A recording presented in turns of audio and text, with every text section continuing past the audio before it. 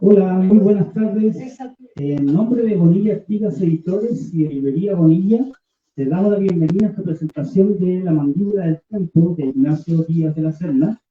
Para la presentación de hoy contaremos con la presencia del autor Ignacio Díaz de la Serna, de Leticia Flores Farfán y de Gerardo de la Fuente. Bienvenidos.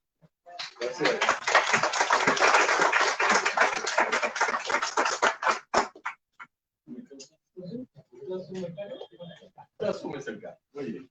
Hola, pues muy buena tarde. Nuestra propuesta para hacer la presentación de un texto como el que tienen, espero que tengan en sus manos, es un texto de múltiples ensayos que Nacho ha escrito a lo largo de 2 décadas. Sí, Más o menos 2 décadas. Lo cual ya es una cuestión que hay que dialogar, que hay que saber cuál es el Nacho que leyó a qué Bataille en qué momento, o sea, cuál es su Bataille en cada momento. Y bueno, me voy a quedar con el título hasta el final, ¿o quieres que lo digamos al inicio? Como tú. Bueno, entonces voy a dejar el título al final y vamos a empezar. Yo creo que aquí, los tres que estamos aquí presentes, tendremos que hacer una especie de pequeña confesión, o de grande, no sé qué tanto. Los primeros textos que circularon de Bataille que llamaron mucho la atención, pues era el erotismo y obviamente la literatura, ¿no? La literatura erótica, que bueno, ahorita podemos discutir qué tan atrayente o no puede ser la literatura batailliana en este corte, pero por algunas razones uno se acercó al autor por primera vez. Esa es una cuestión que es lo primero que a mí me gustaría que nos dijera. ¿Por qué y fue tu primera vez de acercamiento a Bataille y cuál es la razón?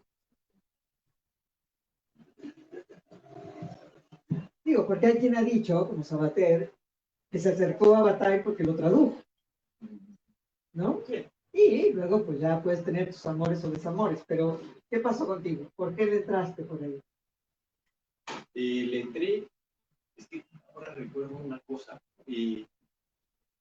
Una vez en casa de mi amigo, una vez en casa de mi amigo Ronald Dupré, no sé si te acuerdas, Aaron, esto hace una cantidad de años, él me enseñó una revista editada en México, que ahora no recuerdo el nombre, y ahí venía una imagen que me impresionó muchísimo. Es un suplicio chino que se llama el lenche, que quiere decir los 100 pedazos, y es un suplicio que en Occidente se creía que era un suplicio que ya no se practicaba desde el siglo XVIII. Y ese suplicio se sabe de él por unos daguerrotipos, después de fotografías, unos daguerrotipos que sacó un antropólogo y llegaron a Bataille a través de, él estuvo con un psicoanalista, el doctor André Borel, que fue un discípulo directo de Freud, y esto ocurría más o menos en 1905, y ese conjunto de imágenes estaban en esa revista, que era una revista que estaba editada, si no recuerdo mal, por Salvador Misson, que fue uno de los lectores de Bataille, la generación del 50. Eso me impresionó muchísimo. Y años después, estando en París, en una librería me encontré el último libro de Bataille editado en 1961, se murió en 1972. Y lo que me llamó la atención es que ese libro tiene una forma, pues ya no sé las nuevas ediciones, tenía una forma italiana, es decir, acostado en lugar de la forma francesa. Y ese libro son Las lágrimas de Eros, y ahí volví a encontrarme otra vez esa imagen. Bataille en algún momento dijo que esa imagen había significado muchísimo en su vida y que le había hecho entender que por un lado la experiencia del éxtasis y por otro la experiencia del dolor, el dolor físico, es algo que en algún momento en la experiencia humana se toca. Y no me voy a poner escatológico, pero sí les voy a decir brevemente en qué consiste ese suplicio. Un suplicio que está reservado a el hombre al que le hacen, que voy a describir, intentó matar a un príncipe en China, es decir, era un suplicio dedicado y reservado a los regicidas. Y consistía en atar a un poste al individuo hasta que todo su cuerpo estaba totalmente tirante, y luego un grupo de verdugos con unas navajas muy afiladas iban haciendo pequeños cortes superficiales, y por la tensión del cuerpo se iba viendo eso. Y daban, eso lo describe Bataille, acostumbraban dar al supliciado, acostumbraban a dar una pequeña dosis de opio para que soportara el suplicio. Pues esa fue mi llegada a Bataille. Un señor que había publicado esa imagen en un libro suyo, pues algo tenía que ser ese libro. Y después de ese libro fue pues, cogí carrerilla y pues me dediqué a leer, no a todo Bataille, pero sí la mayor parte de A ver. Sí, no, es que ahora que lean estos textos que son muy bellos y muy bellamente escritos, ya lo tiene Nacho, que escribe maravillosamente. En el último ensayo que él nos comentaba es el más radical, más fuerte, y lo es. Él comenta que en efecto empezó a leer a Bataille en abril de 1982, porque fue ahí en ese momento cuando pasó a esa librería y vio el libro. Pero la cuestión es que Bataille los crea y ellos se juntan. Ocurre que en abril de 1982, Leticia Flores y yo registramos en nuestro proyecto de tesis profesional que fue sobre Bataille aquí en México. Hicimos la tesis juntos y después publicamos un libro sobre esa tesis que se llamó Bataille, el erotismo y la constitución de agentes transformadores. Años después nos encontramos con Nacho, que también era batailliano. ¿Por qué nosotros empezamos a leer a Bataille? Pero lo interesante de esto es que lo leíamos en el mismo momento en que Nacho estaba leyéndolo en París, nosotros estábamos leyéndolo aquí. Lo leímos aquí porque Leticia Flores tomó una clase con un amigo de los tres, Alberto Constante, profesor de la Facultad de Filosofía y Letras, que en su clase dio Bataille, y Leticia era su alumno. Y yo, como no sabía de qué hacer la tesis, pues Leticia dijo Bataille, yo pues sí, y lo hicimos sobre Bataille. Hoy, en nuestros días, estos amigos, Leticia Flores, Nacho, Gerardo de la Fuente y Alberto Constante, nos reunimos cotidianamente con él, y desde hace años somos conocidos como el bloque. ¿Sí nos dice el bloque? Andamos para todos lados juntos. Pero ahora que leía yo a Nacho, me sorprendía eso. Este bloque de amigos somos todos batailleanos, y por diferentes caminos acabamos juntándonos en una presentación sobre Bataille. Es interesante, porque les recomiendo que lean a Bataille y que lean a Nacho, porque la obra de Bataille, a pesar de cómo la lee Nacho, cuando uno lee, este Nacho, ¿por qué se lo lee? Pero yo creo que una cosa muy importante de Bataille es que crea comunidad. Que a pesar de que Nacho dice que es muy del individuo, tiene uno de los ensayos está criticando a Hegel, que no hay tal cosa como lo cual ya bien lo. Pero la obra de Bataille produce comunidad, creo yo. Y eso me gustaría preguntarle a Nacho.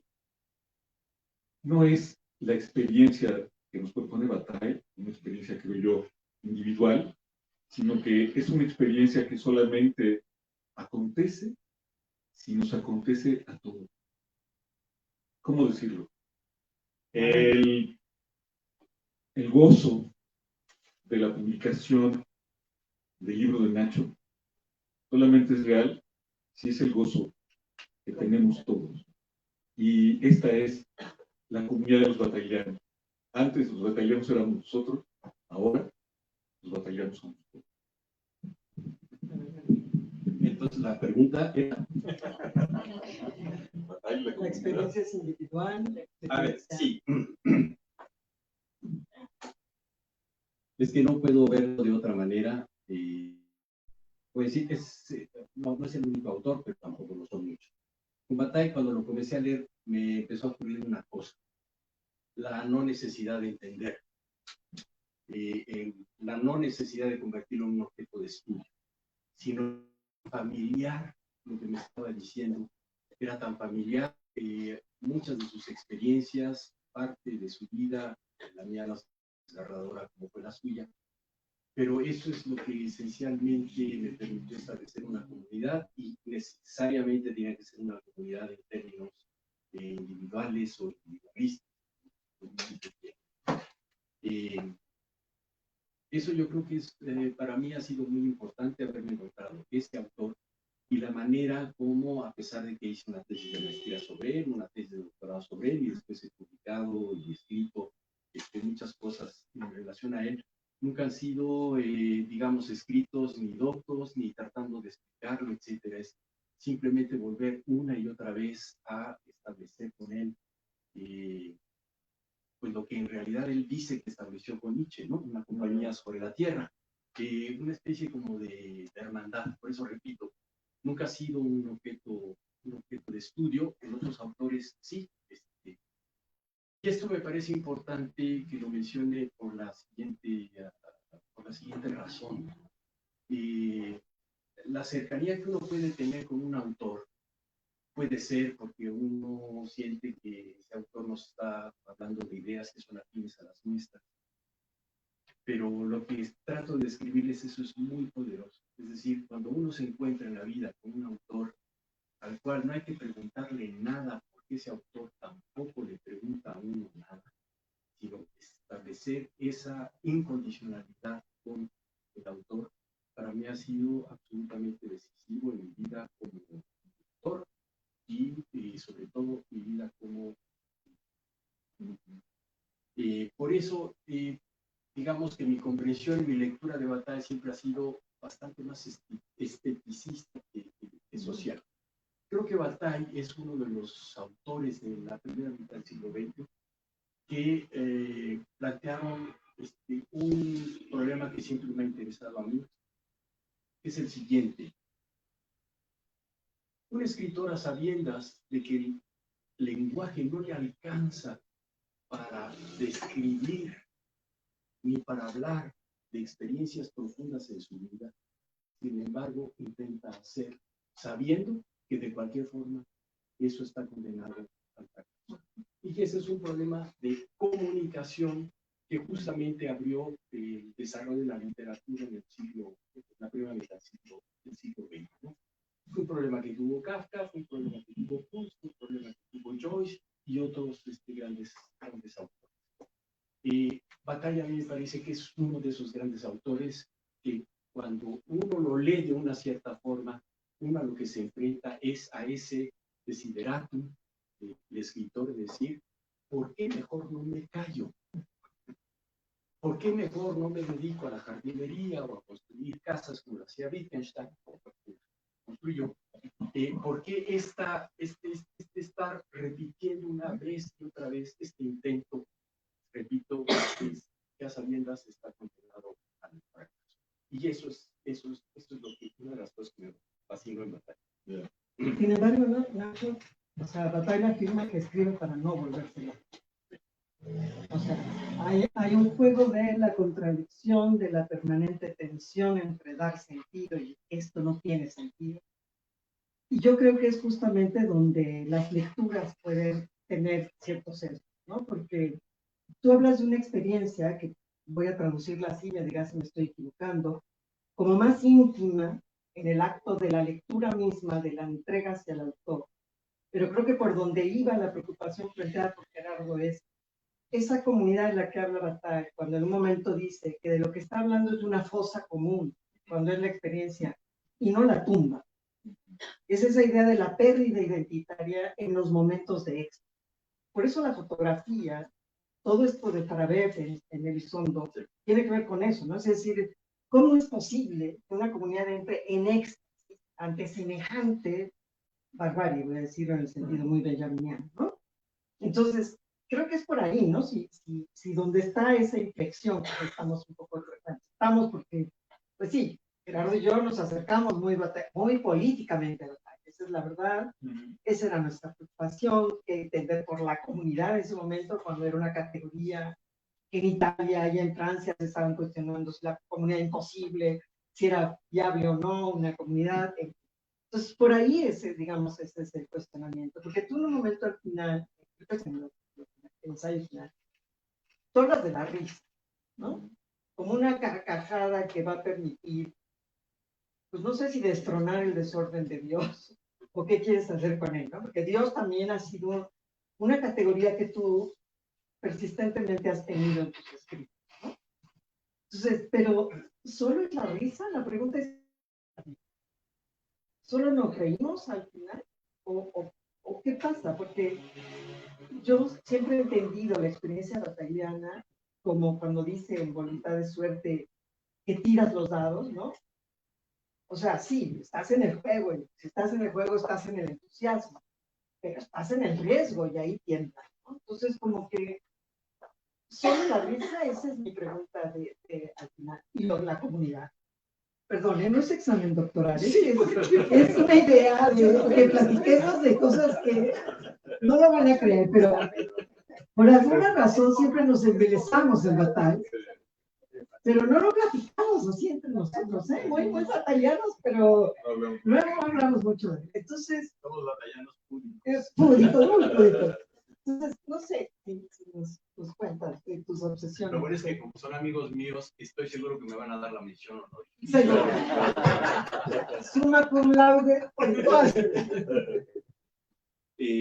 Sí, bueno, de las múltiples veces que hemos charlado acerca de este tema, sí, soy consciente que justamente mi perspectiva sobre Bataille, sobre la obra de Bataille, difiere de la perspectiva que ustedes tienen. Sí, efectivamente, bueno, Bataille aborda el tema de la comunidad y la posibilidad de que en una sociedad, justamente sus miembros, y no todos, la mayoría, tengan la capacidad de orquestarse conjuntamente, ¿no? Para un conjunto de actos transgresores. Eso no lo niego, pero esa parte a mí no me interesó mucho en la obra de Bataille. Yo creo que lo que me interesó en Bataille fue una reacción a la lectura que hicieron esa generación, los escritores de la generación de 50, que fueron sobre todo la lectura de un Bataille, escritor del erotismo, ¿no? Y a mí me parece que lo más transgresor, lo más terrible que escribió Bataille no es el erotismo ni todos sus, para mí, cuando la descubrí, que es un conjunto de 3 libros que es muy arduo de leer porque sobrepasa cualquier expectativa como lector. Sí, como lectores normalmente estamos acostumbrados a esperar de un texto que se comporte de una manera y esos textos no se comportan de la manera en que nosotros esperamos, y me refiero a algo que Bataille llamó la suma teológica, que son 3 libros y es un conjunto de lloriqueos, ¿no? Lloriquea mucho. Ya está aquí Conjunto de, exacto, cuenta sus patoaventuras, que pueden no tener mucho interés. Pero bueno, esa no es la finalidad de esos 3 libros. Repito, me parece que esa suma teológica es, dentro de la obra de Bataille, lo más transgresor. Y esa suma teológica está condensada sobre todo en lo que Bataille llamó la experiencia interior, que es una experiencia subjetiva. Y en esa subjetividad es la que yo encontré un eco, ¿no? Esa especie como de hermandad con Bataille, mi hermano mayor, pero mi hermano mayor también está aquí, el otro hermano mayor. Y esa comunidad que pude establecer con él, sobre todo subrayando eso, ¿no? La experiencia interior, la experiencia subjetiva, y por eso se plantea el problema de la comunicación, ya no de la comunidad, sino de la comunicación. ¿Cómo puedo comunicar eso que en esencia es incomunicable, que es la experiencia subjetiva? Eso es lo que insisto, cuando lo descubrí, es lo que me pareció y lo que me sigue fascinando. Por eso cuento, ustedes lo saben, un día se me ocurrió, leyendo justamente partes ya de los últimos escritos de Bataille antes de dejar de escribir, había publicado ese libro de las lágrimas de 1961, pero ya dejó mucho trabajo hacerlo. De hecho, una persona que le ayudó, no a escribirlo, pero sí a la selección de todas las imágenes.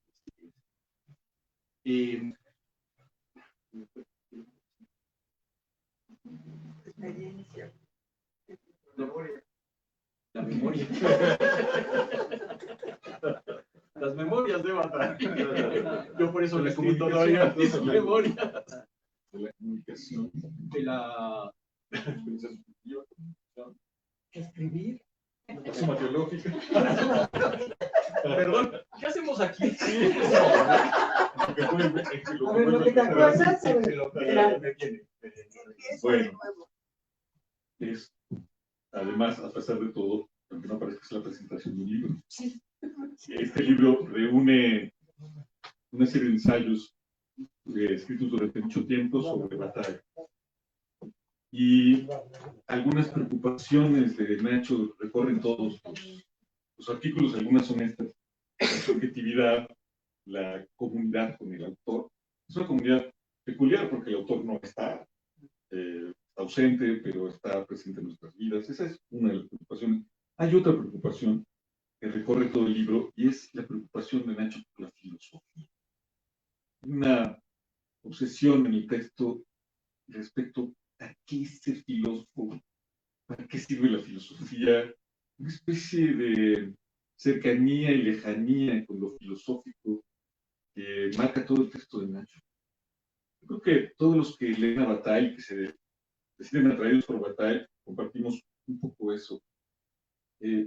Bataille es un filósofo muy incómodo para la filosofía misma, y los que nos acercamos a él somos siempre marginales, ¿no?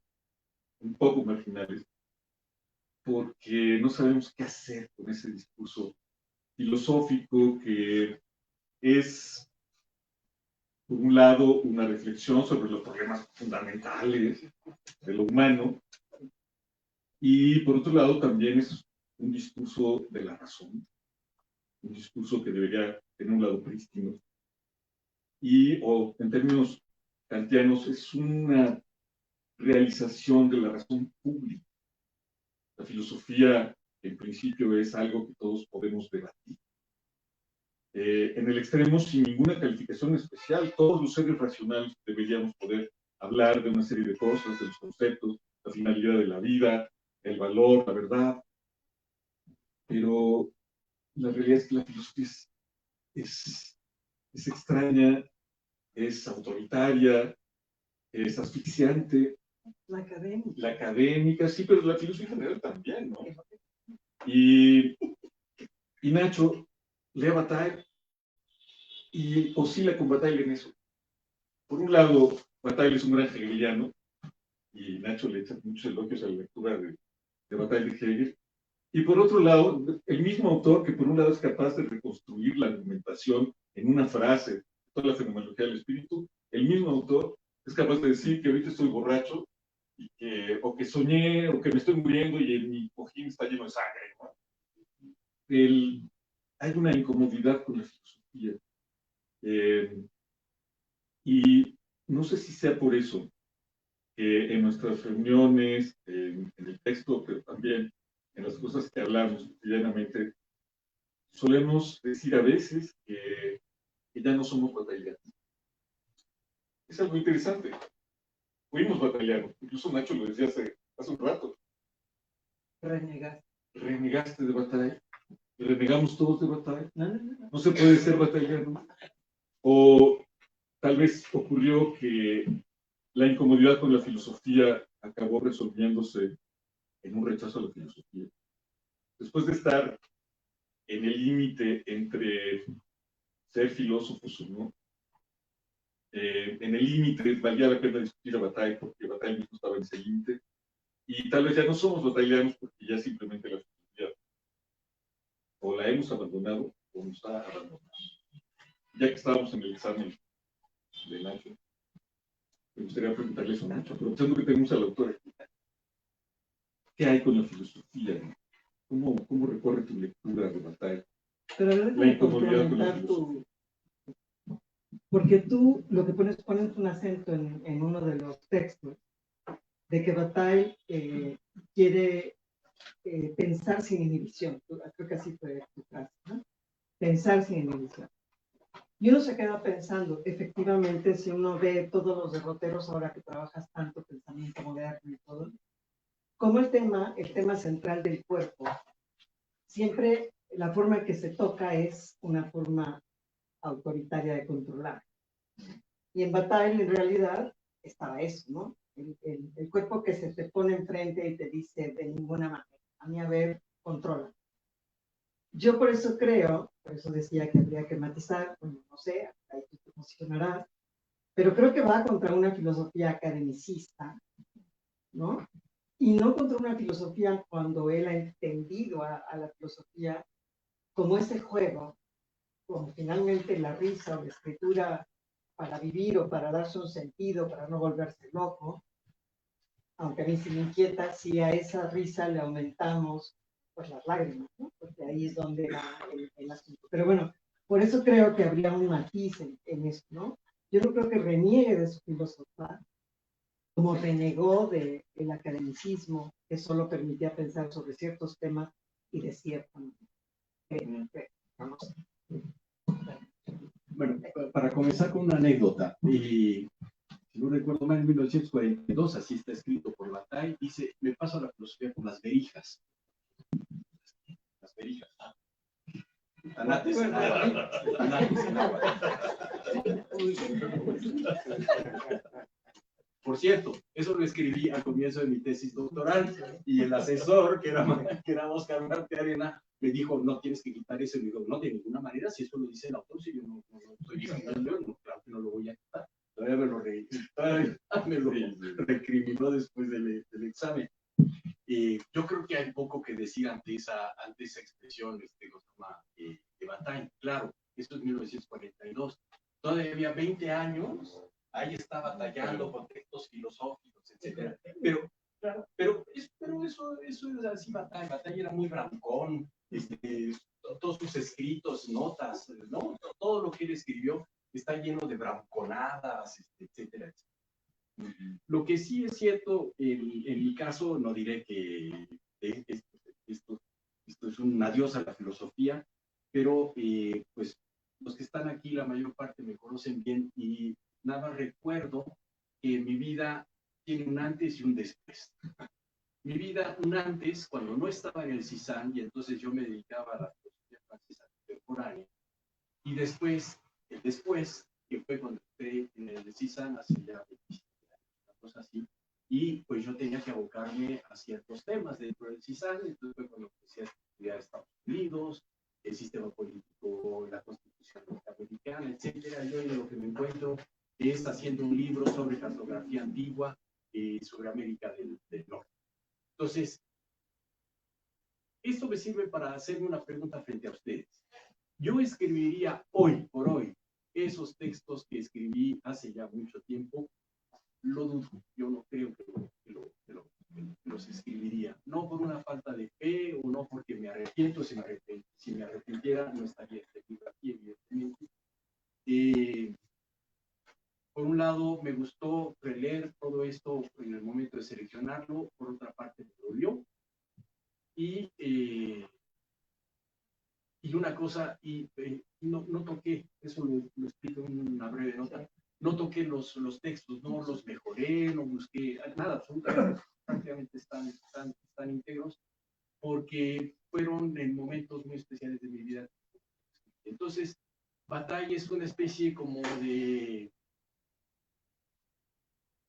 hermano al que recuerdo, no se puede decir con cariño, ¿no? Pero al que recuerdo y al que reconozco que ha sido una pieza absolutamente fundamental, vuelvo a repetir, en mi vida como lector y en mi vida como escritor, pues sí, Bueno, entonces, la risa. Bataille tiene un concepto de la risa bastante peculiar, dice que la risa, bueno, es finalmente cuando nos reímos cuando el mundo se desarticula y de hecho la risa es una desarticulación de todo el rostro. ¿Y del Estado? ¿Y de qué? ¿Y del Estado? Claro. Y por eso él decía, no, todo este estudio de Bergson acerca de la risa me interesó, decía, es que el problema de Bergson es que emparentó la risa con lo cómico, y efectivamente Bataille no está...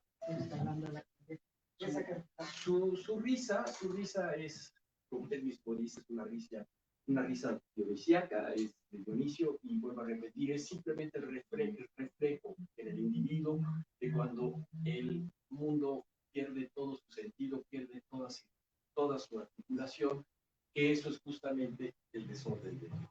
Cuando Dios ya no sirve por... Perdón, cuando el Dios...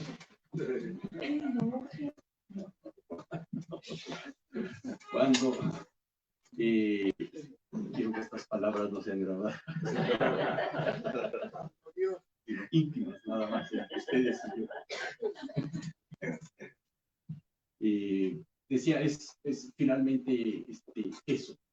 La comunidad de los, ¿cómo llamarlos? De los riantes, no sé si existe una comunidad, pero finalmente, bueno, hasta donde alcanzo a ver, en Bataille es una respuesta de orden individual. Y venga otra vez machaconamente con mi perspectiva, ¿no?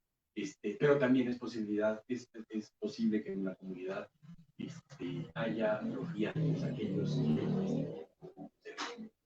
que diré una cosa, si algo Bataille lo distingue, me parece, es que el autor del siglo XX, estos sí primeros del siglo XX, entendió como nadie más lo que significa la dinámica de la transgresión.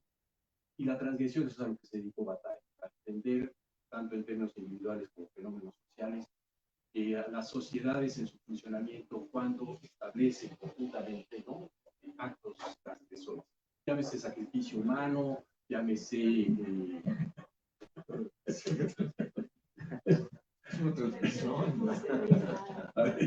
¿Sirve si me los trago?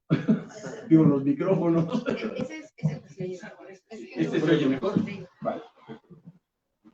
Bueno, pues diría esto, ¿no? ¿Y ahí ves alguna relación con Nietzsche? Sí, bueno, Nietzsche, a ver, yo les recuerdo porque en eso nos conocemos de toda la vida, claro, y fuimos compañeros, además de carrera.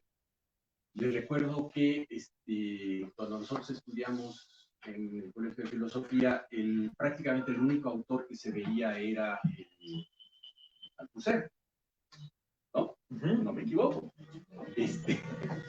Y apareció un señor, Juan Garzón, que era un profesor joven y que propuso un curso acerca de Nietzsche. Yo no tenía ni la más remota idea de quién era ese señor, ni cómo se pronunciaba su nombre, ni nada de eso. Entré y ese fue, más que Bataille, yo diría que ese fue el descubrimiento de mi futuro. Lo primero que leí fue La genealogía de la moral, no es porque Juan Garzón lo hubiera recomendado, y yo fui el primer libro puesto alrededor de la facultad, y ese libro me dejó absolutamente boquiabierto, boquipatilipuso, para decirlo en buen español. Voy a mencionar otra cosa. Yo en realidad nunca tuve interés por la filosofía de joven.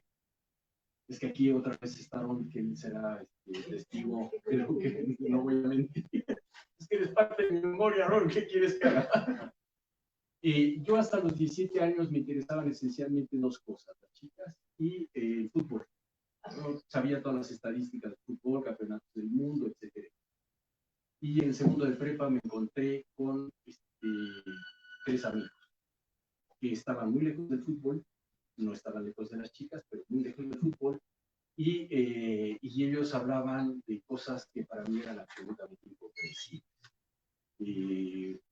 La conciencia de clase, Hegel, el espíritu absoluto, etcétera, etcétera. Y he de decir que de ese pequeño grupo, que fueron fundamentales, yo fui el único tonto que estudió filosofía, porque mis amigos, que eran mucho más inteligentes, ninguno de ellos estudió filosofía. Pero mis razones para meterme en filosofía fueron razones estrictamente afectivas, no fueron porque yo haya participado en el mundo de la cultura, y en lugar de jugar a las canicas haya leído yo a los 10 años a Dostoyevsky. Nada de eso ocurrió en mi vida. Yo era un niñito muy normalito, con pantalón corto, rodillas raspadas, ¿no? Y la verdad, sobre todo los cayupones no se me daban.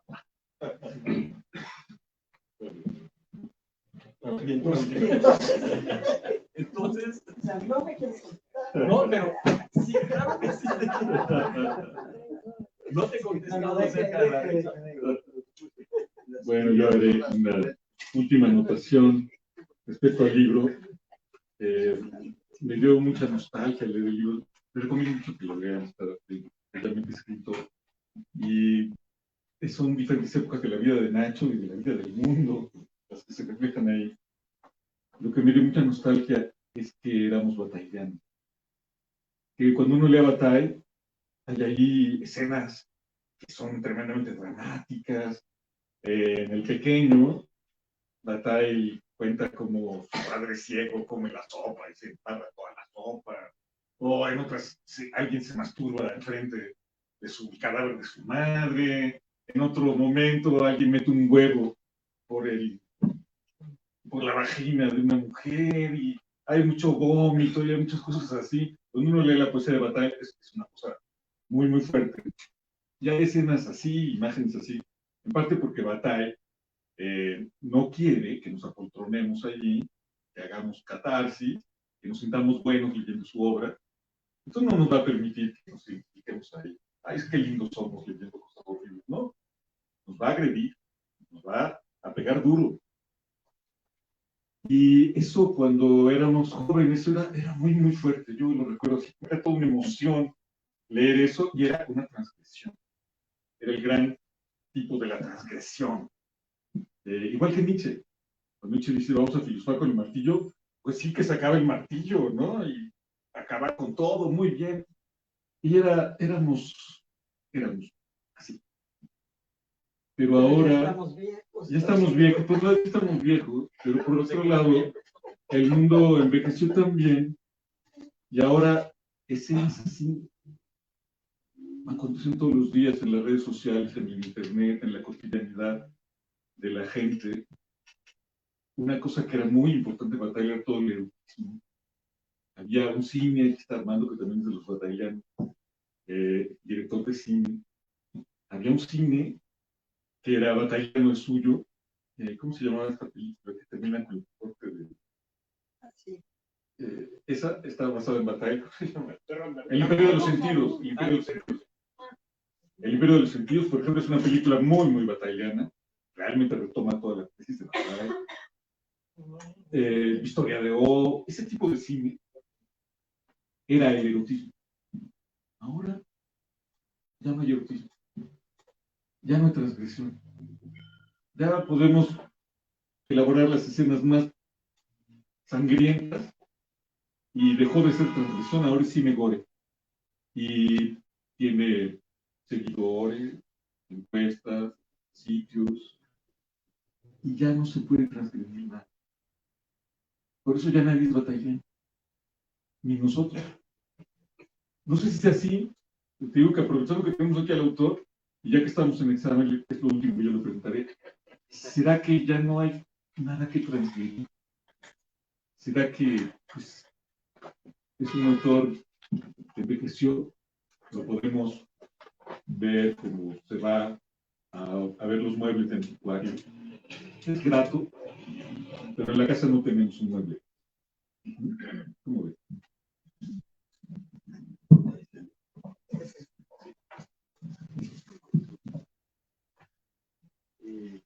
Bueno, algo que decía Leticia. Tengo la impresión, no sé si me equivoco, pero tengo la impresión que Bataille, su obra nunca podía ser asimilada por el medio académico francés. Es que es inasimilable. Repito, no es una obra que se pueda jerarquizar por temas, etcétera, después explicarle a los alumnos, ¿no? Hacer un examen final y ya pasó la materia.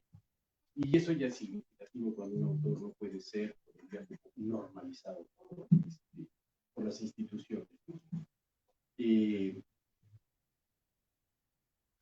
Tendría sentido hoy leer a Bataille Y yo lo respondería de esta manera. Posiblemente a la edad más o menos que estoy viendo que tenemos todos. Así, a ojo de buen cubero, ¿eh? No quiero meterme en especificidades.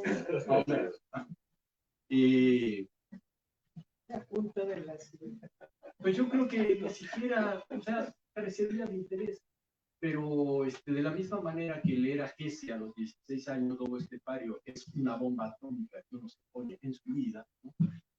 Pues igual a los jóvenes entre los 20 y los 30 años, leyendo a Bataille, también puede ser una bomba atómica, ¿no? Sí, yo creo que es. Pero Bataille no es, evidentemente, un escritor para jóvenes. No quiero decir que esté prohibido para los adultos, no. O sea, yo creo que el sentido último de Bataille no era escribir pues, para los jóvenes de 20 a 30 años. Me parece, digo esto porque en algún momento traduje la poesía de Bataille, no toda, la mayoría. No me parece buen poeta, no me parece buen novelista, pero si esperamos de que las novelas de Bataille se comporten como se comportan normalmente las novelas dentro de ese género, pues estamos pidiendo algo que en realidad no ofrecen las novelas de Bataille, ¿no? Yo creo que él recurrió justamente a ese género, el género novelístico, con un intento desesperado y con mucha terquedad de tratar de decir con el lenguaje lo que ya no podía ser dicho en el discurso filosófico, el cual tiene sus reglas, cuando uno las transgrede o las rebasa, pues ya no es discurso filosófico. Yo no me quiero ir sin antes que quede completamente mi amiga Leticia satisfecha. Por una respuesta. Así, por favor, vuelve a plantear lo que tú quieres que yo responda. No, bueno, vamos a estar tratando de explicar, digamos, para los motivos que estábamos aquí, ¿no? Para que no sea este examen de grado tan complicado. A ver, yo diría una cosa. Primero, lo que tendríamos que mostrar es que es la tensión en que no se puede ser batallano, pero no hace 20, 30 años. O sea, él no quiso nunca discípulo. ¿De qué estamos hablando con ser batallano cuando decimos ser batallano? ¿No? Entonces, en ese sentido, creo que estamos hablando de una... ¿Qué pasó? De una complicidad, ¿no? Sí. No de un discipulado.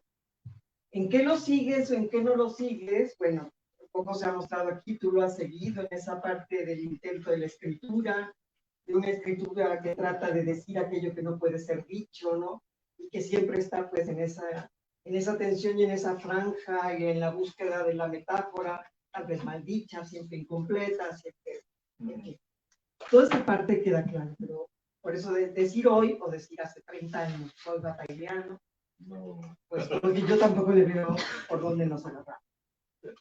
Ahora, yo sí creo, y por eso tu respuesta de la carcajada, de la risa, de lo que pone en juego, por eso yo creo que no es factible hablar de experiencia subjetiva en batalla como experiencia interior. Porque una experiencia subjetiva implicaría que entonces no se hubiera podido escribir lo que vivió. Pero justamente porque la experiencia interior significa la pérdida del yo, se vuelve tan tenso el hecho de que vas a narrar una experiencia en la que no estuviste porque te has difuminado, ¿no? Y en ese sentido, habla de esa comunidad imposible, como de la subjetividad imposible. Eso es un poco lo que quiero plantear. Perdón por lo doctor. Sí, pero también cabe la posibilidad de entender eso, que es lo que me parece que es la suma teológica, en donde este intento, sabiendo que está condenado al fracaso, este intento por poner en el lenguaje esa experiencia absolutamente personal. Y por absolutamente personal quiero decir a sabiendas de que no se pueden transmitir. Por eso la suma teológica está escrita como está escrita. Primero, es una escritura completamente fragmentaria, de verdad no tiene ningún sentido la hilación de los párrafos. Y también también, aquí mi amigo Philippe no me dejará mentir, el francés de Bataille es un francés completamente desarticulado. El francés es una lengua que tiene unas reglas de sintaxis muy rígidas y uno no se las puede saltar. Pues todo eso lo manda a volar Bataille en términos de ese lenguaje. ¿Por qué? Porque lo está diciendo finalmente un lenguaje que lo que está mostrando, y eso es por lo que es muy difícil leer la Suma Teológica, lo está mostrando el acto mismo de cómo el lenguaje se está desarticulando. Y después de la desarticulación del lenguaje, lo único que queda es la palabra silencio, sino lo que viene después de la palabra silencio. ¿No? Porque la palabra silencio es un ruido. Es un ruido, pero es todavía lenguaje, ¿no? De una manera u otra. Pero, a ver, no se preocupen, no voy a leer el libro. Pero sí voy a decir una cosa que es lo que escribí al principio, ustedes se lo encontrarán quienes. Este volumen reúne ensayos que hablan acerca del pensamiento de Bataille. Lo escribí, si no mal recuerdo, entre 1990 y 2012. ¿Qué ha significado asomarme a ellos después de tantos años transcurridos? Es como mirarse en un juego de espejo. Una visión poliédrica, pero engañosa porque ya no es fácil determinar dónde y quién es el punto de arranque de ese conjunto de reflejos. Decidí dejarlos prácticamente intactos. Creo que poseen en general un mismo talante. Veas en ellos más que una parte de mi vida como escritor, una parte esencial de mi vida como lector. Y esto es lo importante, por eso estoy viendo. En otro sitio, no hace mucho tiempo, aludí a los años febriles que viví en Madrid, zarandeado por el torbellino de la movida madrileña. Época en que leía con fervor y con dolor a Nietzsche, a Bataille y a Cioran. Jamás fui adepto de ninguno. Nunca he sido nichano, nunca he sido batallano y nunca he sido Cioran. Mi atracción por la obra de los tres se debió sobre todo a que nunca hubo página suya que buscara leccionar. Sin embargo, es importante que precise lo siguiente. Con cada uno descubrí la posibilidad humana, demasiado humana, de vivir sin apego mundial a una doctrina. Esos autores importantes para mí nunca han sido mis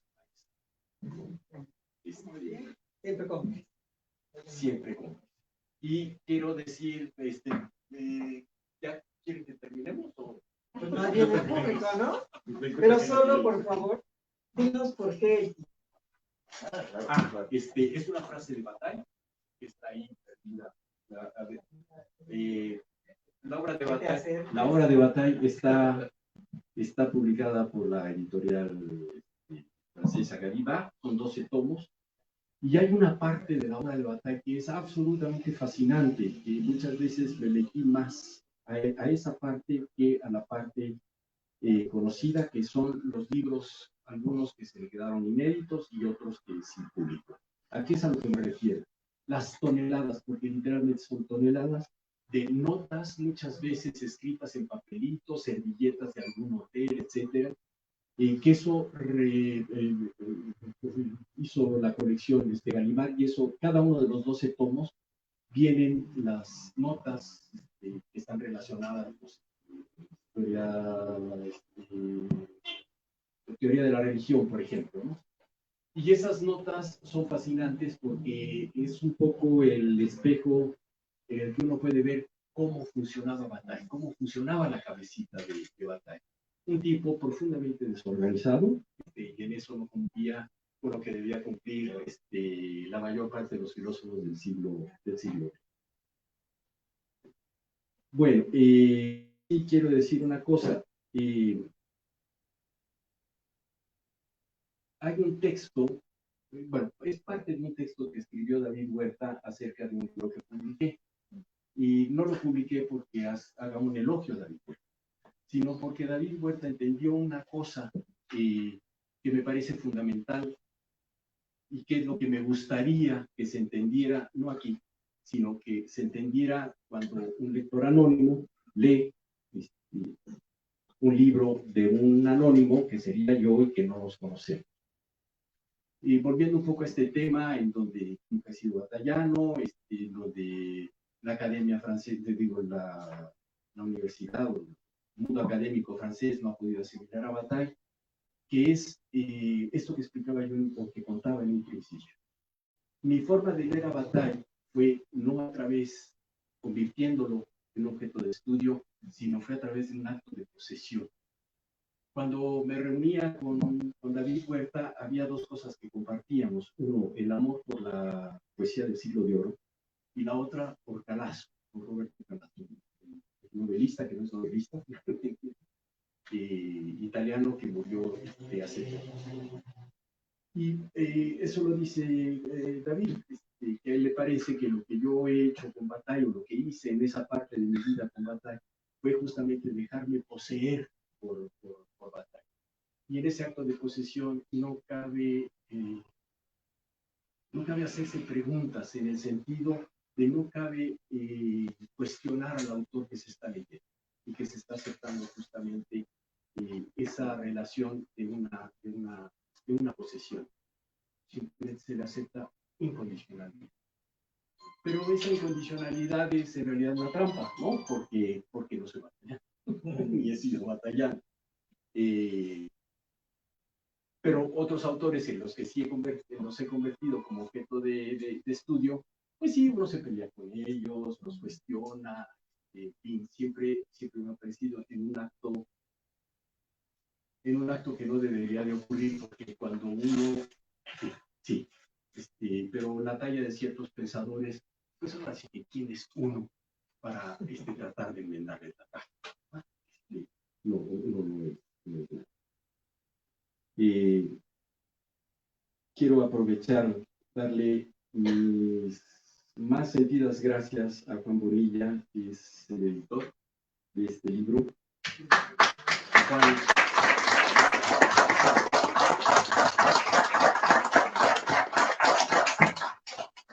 no quiero mencionar, porque si no luego ya no lo voy a recibir bien, los años que tenemos de conocerlos, pero eso no es lo que ha hecho que Juan acepte en su editorial este libro, por lo cual se lo agradezco doblemente. Y pues, Juan, muchísimas gracias como editor y como amigo y como también dueño de este espacio sensacional que es tu librería aquí en pleno Miguel Ángel de Quevedo.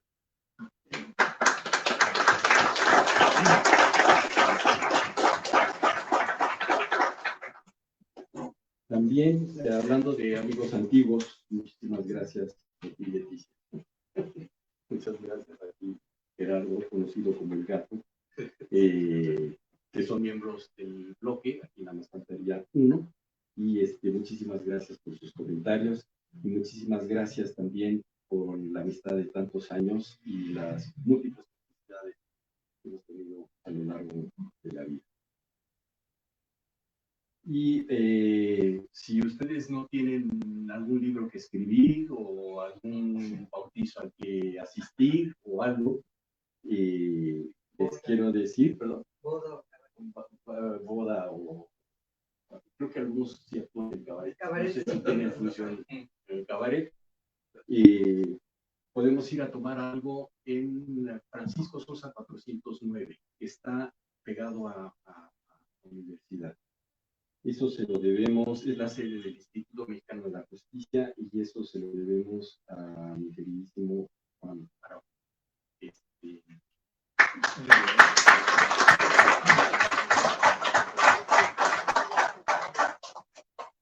Pues no sé, por parte de esta mesa, ya acabamos. Sí, perdón, sí, la visión normalítica se me la cumple. No, todavía no.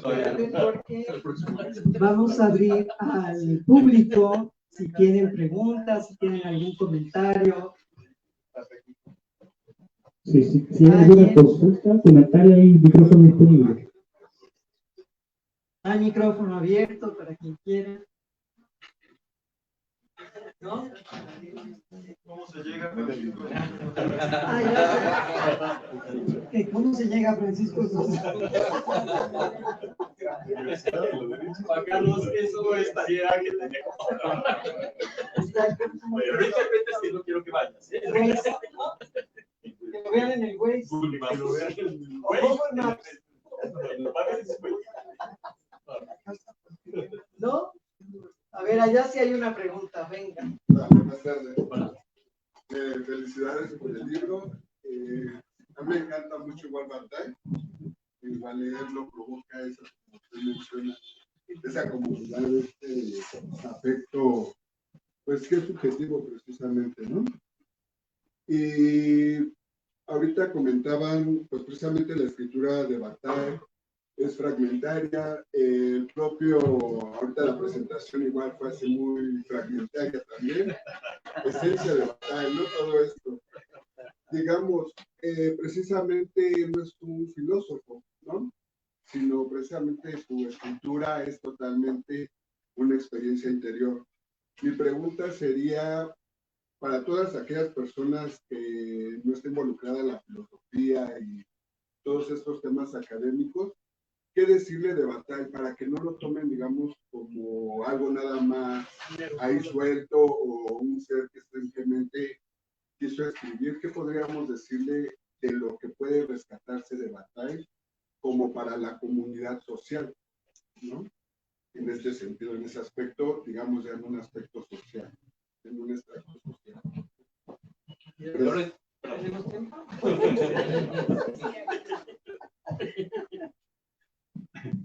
Creo que se va a enfriar el vino. Yo lo que le diría a toda comunidad es lo que creo que ninguna comunidad ha entendido hasta ahora, y eso es parte de la genialidad de Bataille, es que lo que mantiene unida a toda comunidad, se trate de lo que se trate, es siempre el peligro de su disolución. Y esa disolución el peligro de su disolución. Y esa disolución no viene ni de arriba, ni de abajo, ni de la izquierda, ni de la derecha. Esa disolución es algo que siempre está amenazando a toda comunidad y a todos los miembros de toda comunidad. Y eso es algo fundamental que entendió Bataille. Lo entendió porque justamente lo que no se ha podido erradicar dentro de la historia humana y dentro de la historia social humana ha sido justamente ese peligro. Hemos tenido la ingenua creencia de que el capitalismo y su detenimiento nos iba a procurar un maravilloso mundo aquí en la Tierra, y lo que se pensó antes, ¿no?, del advenimiento del capitalismo. Bataille, eso es justamente lo que pone entredicho. Toda comunidad tiende a su permanencia. Consideraríamos un gesto muy enloquecido de una comunidad que hiciera todo lo posible que tendiera a su disolución. Eso lo aceptemos o no, eso justamente es lo que ocurre, y eso es lo que yo diría a ese joven que eres tú y a ese joven que tú estás planteando.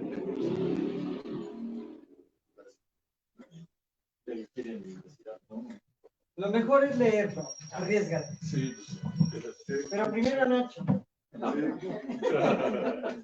Porque eso de que no somos nada, la verdad. Sí, le dolió. Ahí es donde perdí yo la misión. Se acabó. Bueno, ¿alguien Listo. más?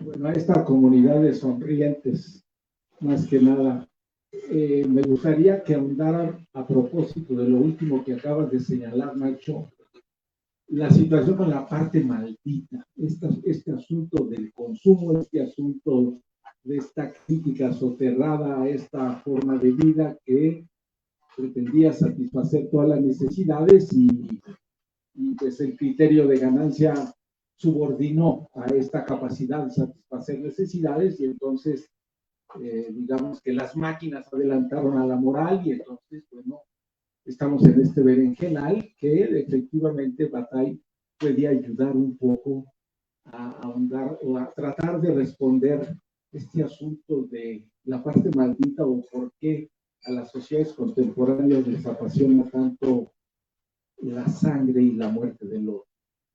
No sé si pueden ahondar un poco al respecto.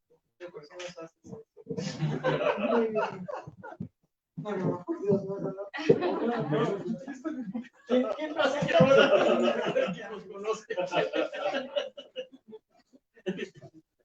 Es que eso ya está por la postdoctoral.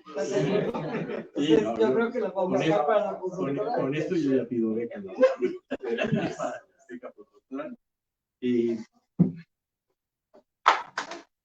Pero bueno, eso que Bataille llama la parte maldita, eso me hace pensar en lo siguiente, retomando lo que acabo de decir. Bataille justamente la parte maldita, ese libro que se llama la parte maldita, la parte maldita es la que no puede ser acumulada en función de una ganancia, de un progreso, etcétera, etcétera, ¿no?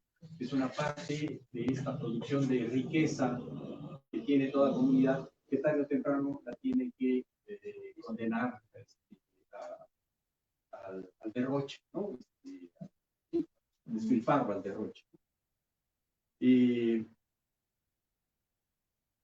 Desde el comienzo de la parte maldita, yo creo que Bataille es muy claro diciendo lo que dice. El problema es que hay un movimiento de la vida en general, ¿no?, que es justamente, está orientado hacia el derroche.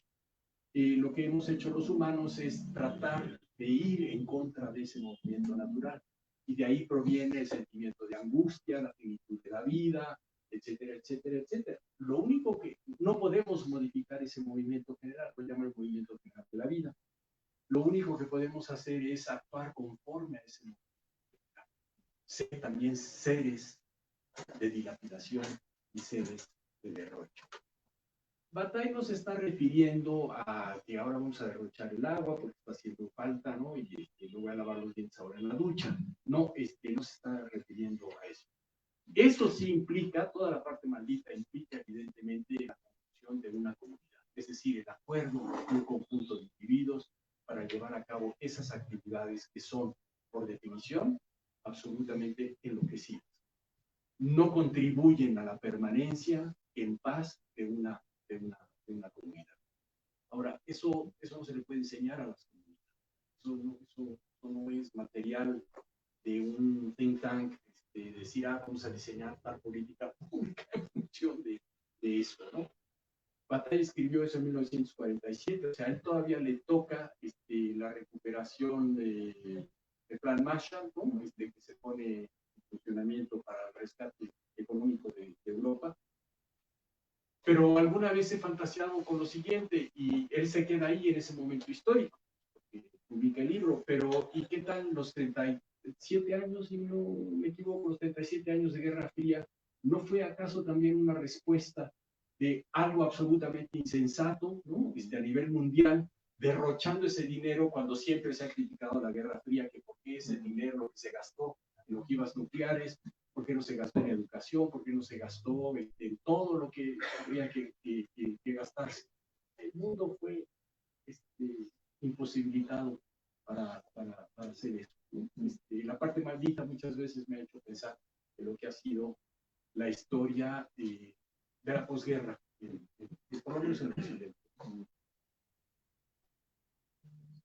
A sabiendas de que desactivar, porque no solamente viene el momento histórico de la creación del armamento nuclear, sino a sabiendas de que leía que resulta más caro desactivar una ojiva atómica nuclear que armarla, ¿no?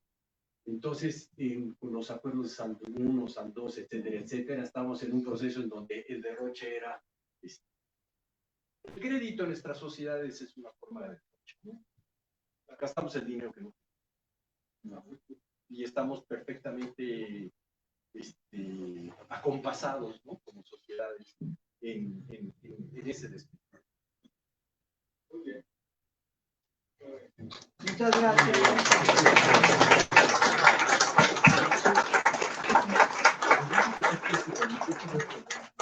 Bueno, en nombre de la Bonilla Activas Editores y de Librería Bonilla, agradecemos a Ignacio Díaz de la Serna, a Gerardo de la Fuente y a Alicia Flores Farfán por esta presentación de La Mandíbula del Tiempo. También aquí al público presente. Hay ejemplares del libro sobre el mostrador por si les interesa. Muy buenas tardes. Gracias.